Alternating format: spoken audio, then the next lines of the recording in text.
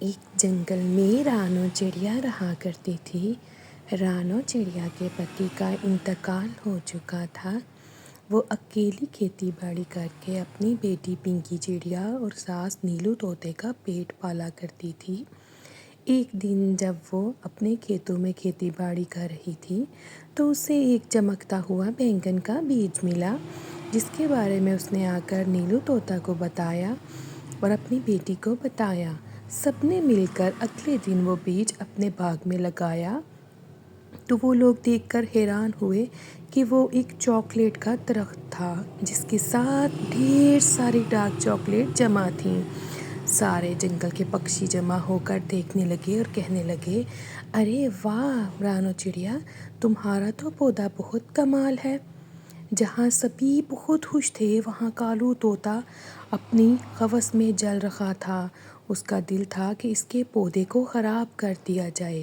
وہ کہنے لگا، یہ پودا شاپت ہو سکتا ہے، لیکن چڑیا نے اس کی بات نہ مانی۔ اب کالو کوا اندر ہی اندر من میں سوچنے لگا کہ میں اس کا پودا اکھاڑ دوں گا۔ جو ہی وہ کلہاڑی لے کر پودے کے پاس آیا تو اس میں سے روشنی نکلی جس نے طوطے کو پیچھے پھینک دیا۔ یہ سب شور سن کر سارے پکشی آ گئے اور پھر کالو کوا معافی مانگنے لگا کہ آئندہ وہ ایسا نہیں کرے گا۔ اس نے کہا کہ اسے جلن ہوتی ہے کہ رانو چڑیا کے پاس سب کچھ ہے۔ تبھی پنکی چڑیا نے اس کو چاکلیٹ دے کر کہا، طوطے میاں اب جب چاہیں یہاں آ کر کھا سکتے ہیں۔ رانو چڑیا بہت نرم دل تھی۔ وہ اپنی چاکلیٹ سارے پکشیوں کے پاس بانٹا کرتی تھی۔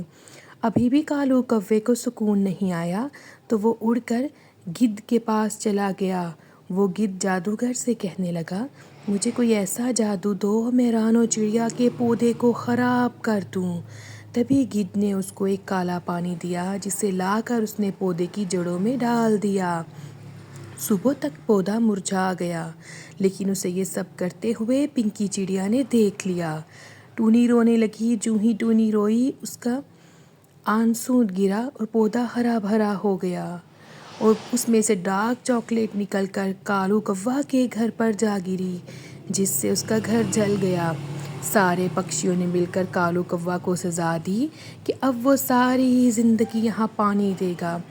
ٹونی نے چاکلیٹ بیچ کر ایک ہاسپٹل بنا لیا جہاں سارے پکشیوں کا مفت علاج کیا جاتا تھا۔